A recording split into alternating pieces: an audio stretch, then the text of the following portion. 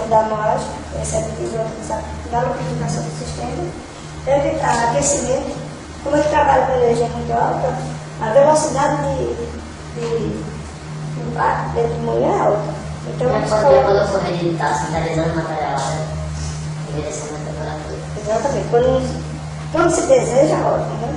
Porque também tem a sintetização, pode ocorrer o aquecimento que vai ajudar na sintetização seguinte do material.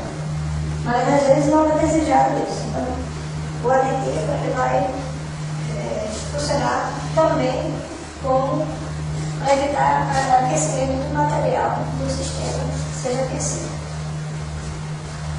E esse tipo de moinho eles estão utilizados principalmente para formação de óculos, carneiros, pedreiros, coreiros e materiais à base de silício, de uma maneira geral. Principais vantagens desse processo: a facilidade de preparação de certos tipos de prova. Por exemplo, quando se tem materiais que têm alto ponto de fusão, que trabalham a temperaturas muito elevadas, o método mecânico simples é uma alternativa muito viável para se produzir póis cerâmicos, porque eles vão trabalhar na temperatura a reação que ele vai se formar é uma temperatura não comparável, de longe, se comparada com a temperatura de sintetização do material. Então, talvez, sem dúvidas, uma das principais vantagens desse método é quando se tem materiais que têm altas temperaturas de sintetização. Então, esse material pode ser preparado por mecânico simples a partir de reagentes específicos, PA puros, se tem um material desejado.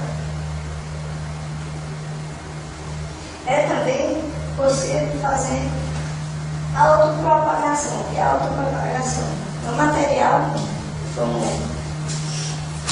Tiago falou, ele vai ter uma combustão dentro do material, dentro da moagem. Então, à medida que está fazendo a moagem, o material vai autopropagar. Então, coloca-se fugiu o nome,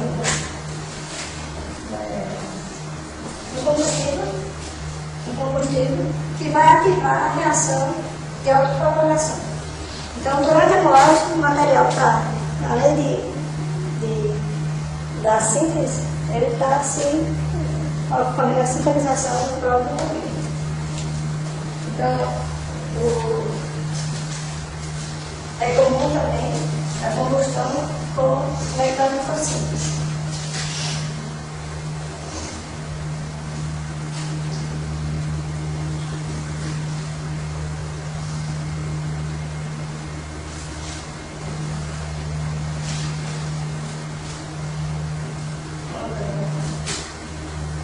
Então, a obtenção de partículas finas também é uma técnica bastante eficiente para produzir pós bem reduzido.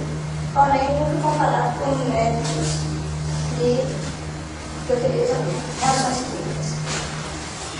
E as principais desvantagens que ocorrem nesse método de mecânico simples tem um limite de homogeneidade das misturas e a incorporação de impurezas. Por quê?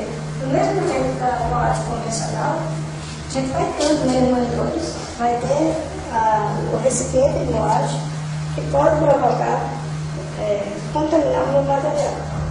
Do mesmo jeito da moagem convencional, na mecânica simples, é adequado utilizar a mesma classe de materiais ou o mesmo tipo de material para o material. Essa questão de impureza talvez seja o principal inconveniente da mecânica simples.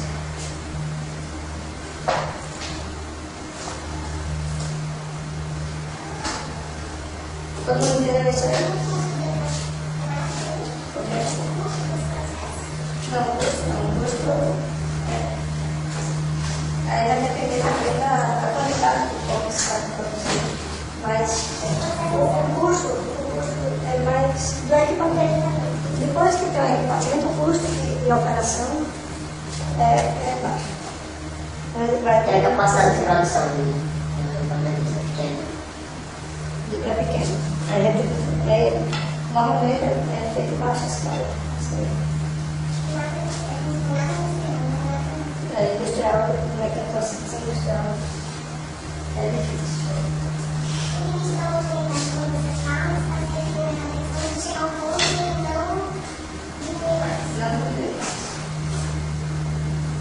E também em relação a.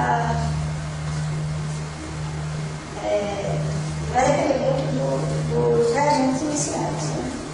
Se eu não introduzir um reagente que tenha a pureza alta, não tem como, durante a síntese, esse material, a pureza vai estar lá. Vai estar limitado pelo reagente. Então, essa questão também tem que ser levada em consideração. Tem uma possibilidade de acordo com a cadeia, de acordo com o reagente que a gente está utilizando.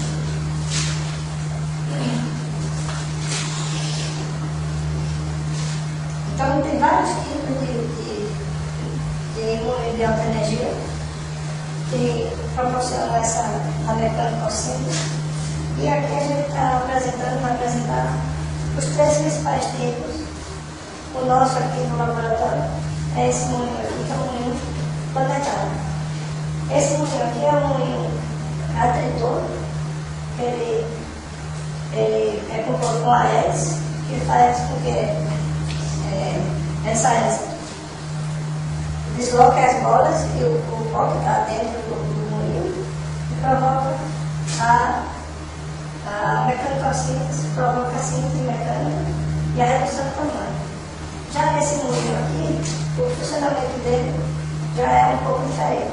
Ele vai ele trabalha com uma velocidade alta de rotação, esse material.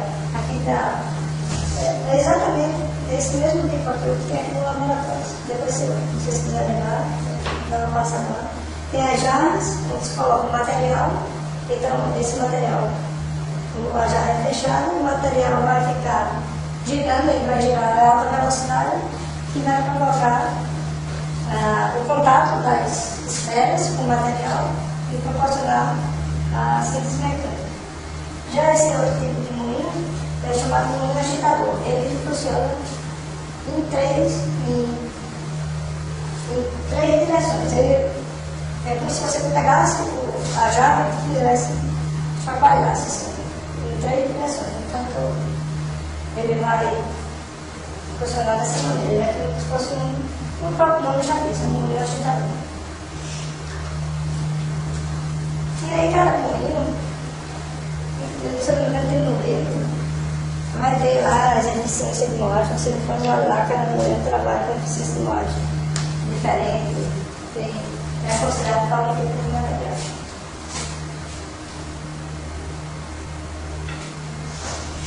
Então, depois de você ter as variáveis do processo convencional de moagem, existem também as variáveis do processo da mecânico-síntese.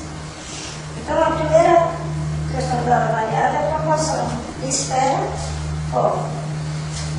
Então, vamos dar um salto para cá. A quantidade de esfera pó, experimentalmente, veja só, 1 para 1, isso uma esfera, então 1 quilo de esfera para 1 quilo de pó. 1 grama, vamos colocar 1 grama. 1 grama de esfera para 1 grama de pó. A 220 para 1. 220 gramas de esfera para 1 grama de pó. Essa é o que a gente encontra na literatura, a quantidade de proporção.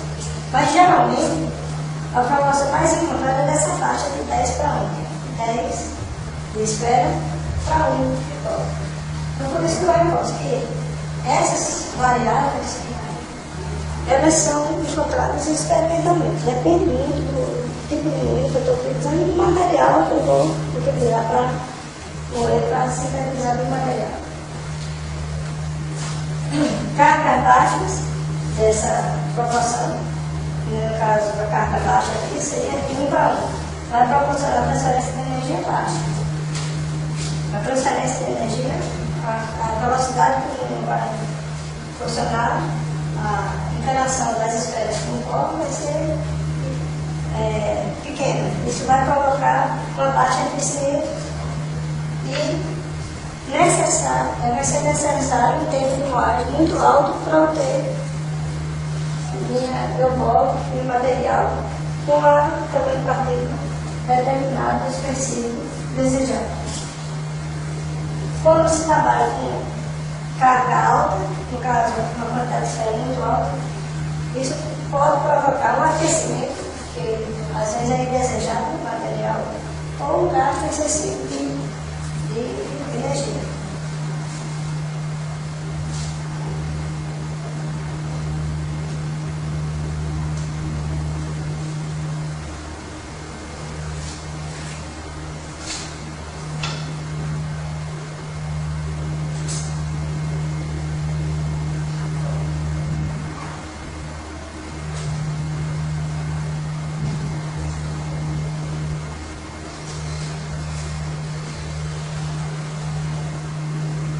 Posso passar?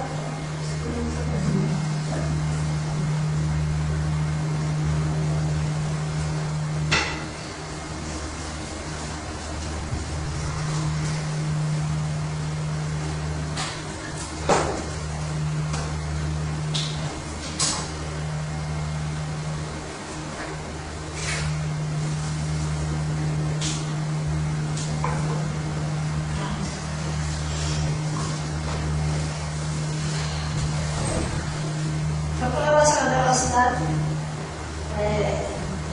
quanto maior for o tempo, a velocidade de moagem, quanto maior o tempo,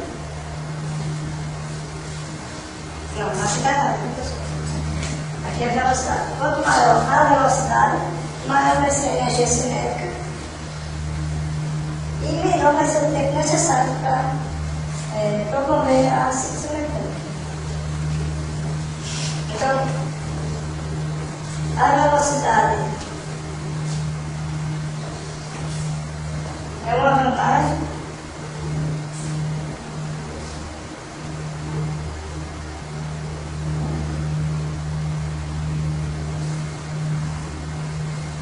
quanto é que eu coloquei? A gente falou isso. Proporção esfera-corpo. Então, quanto maior for o tempo, a velocidade de moagem, maior vai ser a energia cinética do sistema e menor vai ser o tempo necessário para a moagem. Agora, sinceramente, pessoal, isso aqui eu não estou lembrando do que eu falo aqui, de vantagem e desvantagem disso aqui. Eu estou achando até que eu coloquei no slide errado. Pessoal, vantagem, quando a difusão é impedida, desvantagem. Sim. Aqui está mais aplicado ao tempo. Não sei se quando eu coloquei esse tempo aqui, eu lembrei de falar disso. Por exemplo, quando se tem um tempo muito alto, eu nem coloquei isso aqui porque eu acho que está no lugar errado. Isso aqui é mais relacionado ao tempo.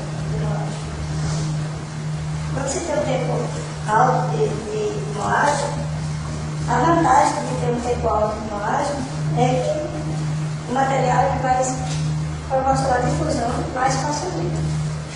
A etapa seguinte, a etapa de sintetização, esse material vai ser sintetizado melhor com relação ao material que tem um tempo baixo de moagem. E a desvantagem é quando não é desejado, tem a composição bem fácil. Por exemplo, o material,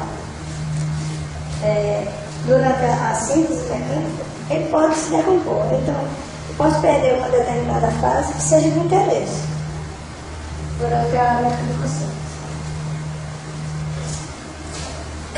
E com relação à quantidade de pó, o que é necessário é ter espaço suficiente para ocorrer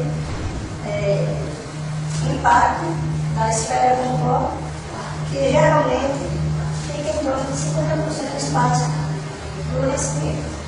Então, aproximadamente 50% é o espaço que deve ser utilizado no moinho da energia para proporcionar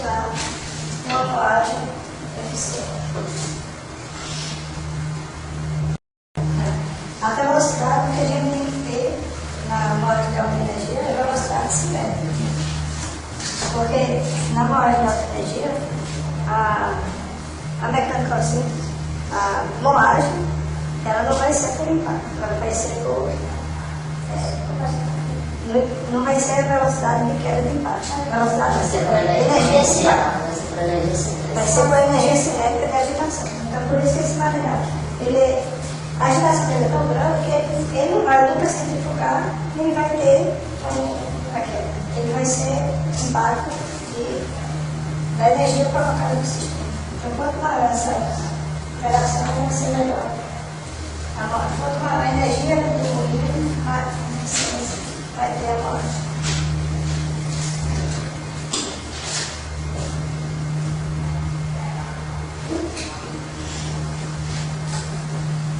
Material também das esferas. Então, como eu falei anteriormente, o material, o que é considerado é que o material seja o mesmo dos reagentes, do que vai do material que vai fabricar o produto, né? Para evitar aquela questão de contaminação. E o tamanho das esferas, quanto maior for o tamanho das esferas, mais maior vai ser a energia do impacto lá do sistema.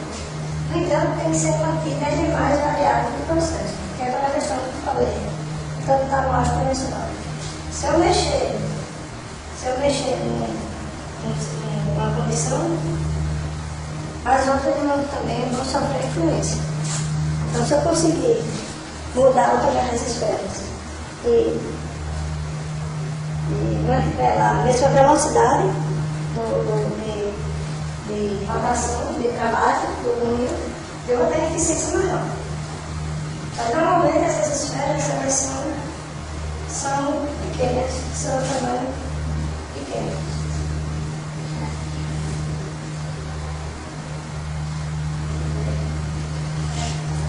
Outra questão também que tem que ser considerada quando na mecânica simples, que é possível trabalhar com tamanho diferente das esferas.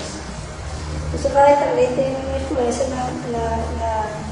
no processo de síntese, porque elas vão trabalhar com tamanho diferente, elas vão ter um deslocamento diferente dentro do sistema. Isso proporciona também uma melhora na distribuição também, proporciona uma melhora no método de síntese. No tempo de moagem, esse tempo que é o principal fator, qual o tempo de moagem que a gente vai deixar no moinho, ele vai ser determinado experimentalmente dependendo do tipo de material, do tipo de moinho, a energia de moagem, o sistema de moagem e a razão de esfera foco.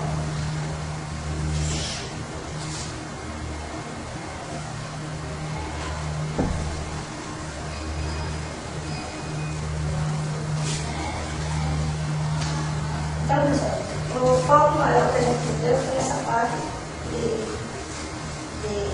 síntese mecânica. Agora a gente vai entrar na outra parte, que são os métodos. Deixa eu só voltar. Essa é o método de síntese química. Então, vai ser possivelmente depois, não sei como. Espero que a abordagem seja dos principais e vocês vão fazer um pequeno trabalho que no final a gente divide aqui. Vocês podem trabalhar em grupo e individual. Grupo assim. Então vamos fazer individual. Porque eu tinha pensado. Não, é porque o trabalho vai ser organizado. Vocês vão fazer um trabalho escrito e para a gente abordar uma maior quantidade de materiais cerâmicos, como a turma pequena, são 9, né? São 9. A gente consegue abordar os principais tipos de materiais cerâmicos. E vocês ficam mais à vontade para fazer quando tem disponibilidade, não precisa.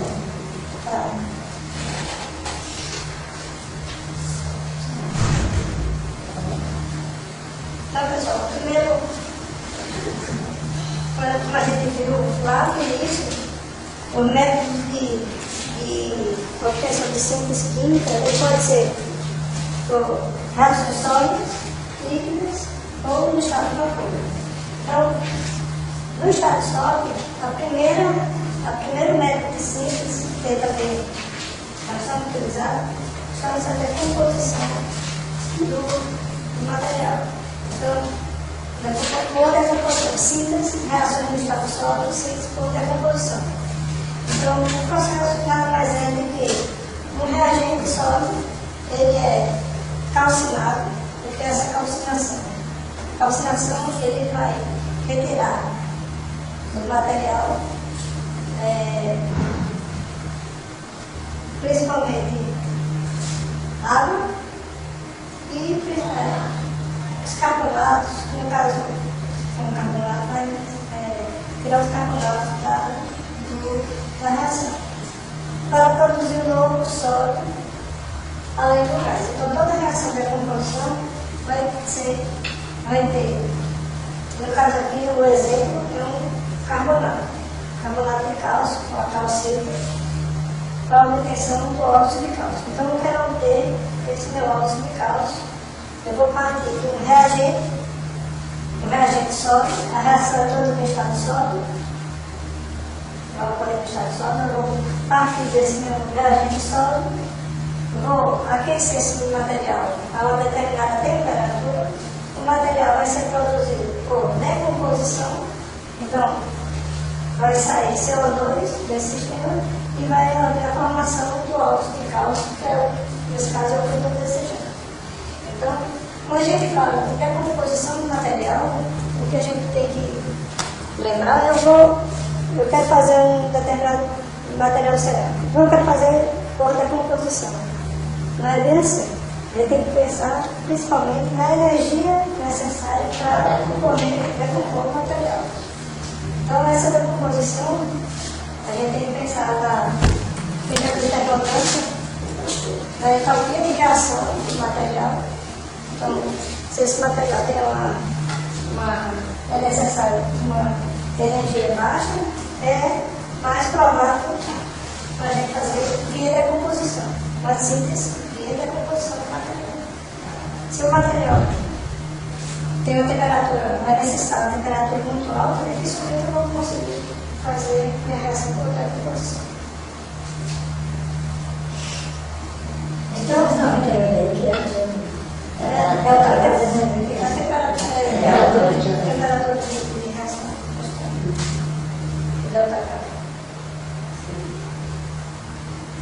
Atingiu isso aí, posso assistir, né? Não, essa temperatura é a temperatura aqui é no estado, é porque está faltando uma bolinha aqui, que é delta H de ativação. Sim, certo. Da reação. É a zero, né?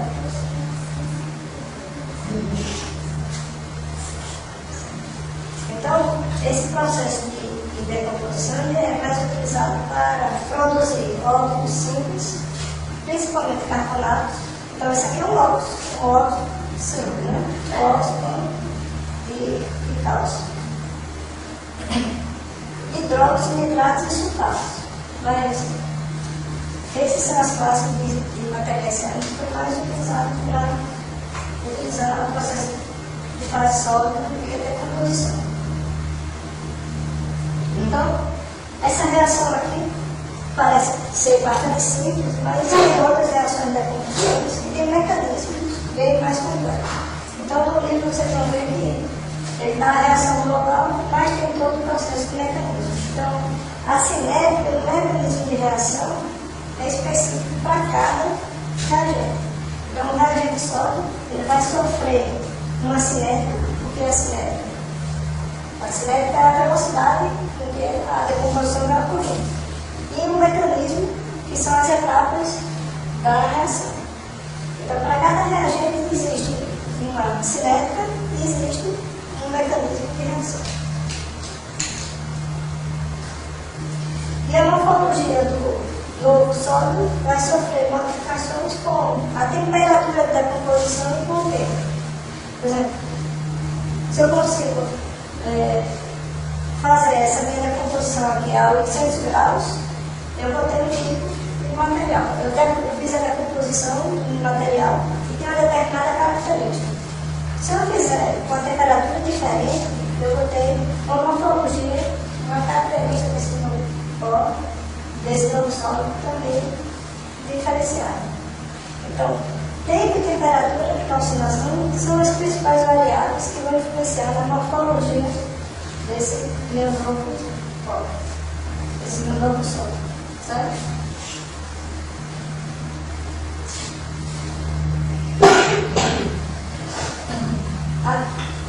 Essa última questão aqui, que o tempo de decomposição é proporcional ao quadrado de diâmetro da partícula. O que quer dizer isso? Se eu reduzo o tamanho do meu material, da minha partícula, eu vou ter um tempo de decomposição menor. Então, aquela questão que a gente falou, a influência do tamanho da partícula, na decomposição é utilizada diretamente. Por quê? Do mesmo jeito que a lei da difusão tem uma relação, quem já viu a questão de difusão, seja de materiais, vai lembrar que tem a influência da difusão de materiais com relação ao tamanho da partícula. Na decomposição, do mesmo jeito. O material, quanto menor o tamanho dessa partícula, vai ter a capacidade de decompor melhor. A decomposição é a temperatura mais baixa. Ou o tempo da decomposição. Então, aqui tem um exemplo de óxido de estânio, que tem uma grande aplicabilidade tecnológica desse tipo de cerâmica, desse pó cerâmico, e também pode ser obtido por outros métodos. Então, aqui tem apenas alguns exemplos. Vocês têm lá no livro toda essa parte aí de decomposição está no livro de vocês mesmos. Essa questão desse gráfico aqui foi tirada dessa referência. Então, outros tipos de síntese de póis de óxido de estânio é o leite solagel com a precipitação homogênea. Então, a obtenção por decomposição, a gente tem aqui o dióxido de estânio, e dióxido de estânio, certo? Então, são 3 reagentes diferentes. A partir de 3 reagentes, a gente pode ter, vai variar a quantidade. Tem um equilíbrio estequiométrico das reações com relação ao oxigênio. Mas a gente vai partir de tartarato de estânio, citrato de estânio, oxalato de estânio.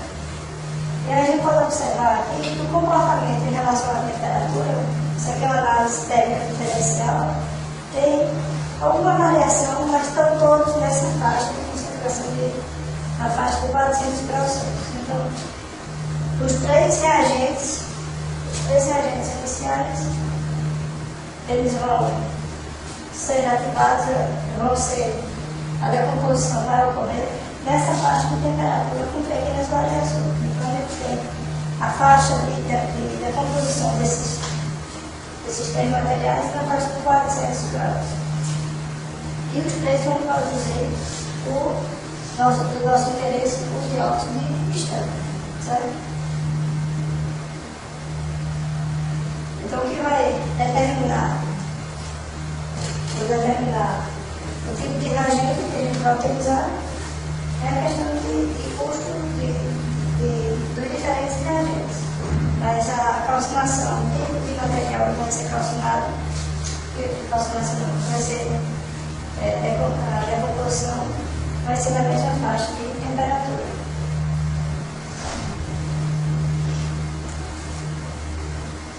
Outro método que envolve reações no estado sólido é a reação química entre sólidos.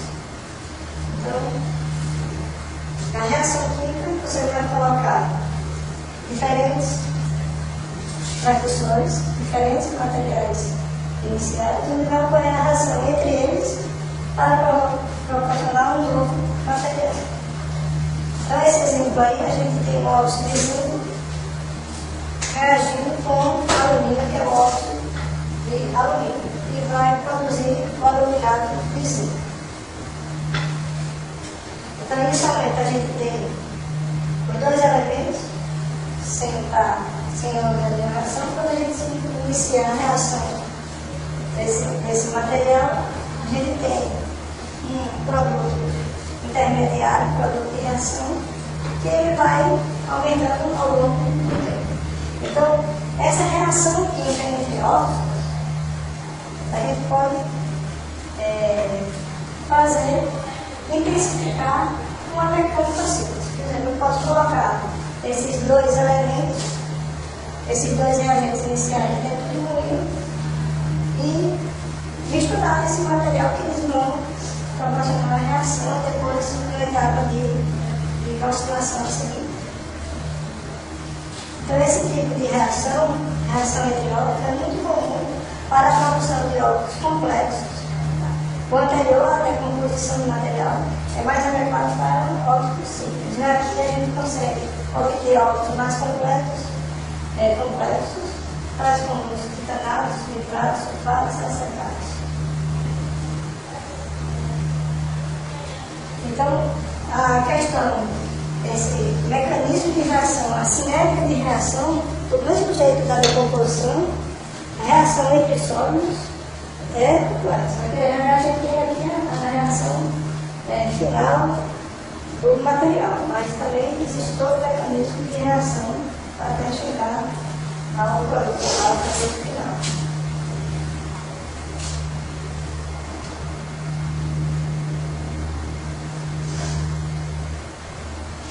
E a terceira síntese do estado sólido é por meio de redução. Então, um dos materiais que são utilizados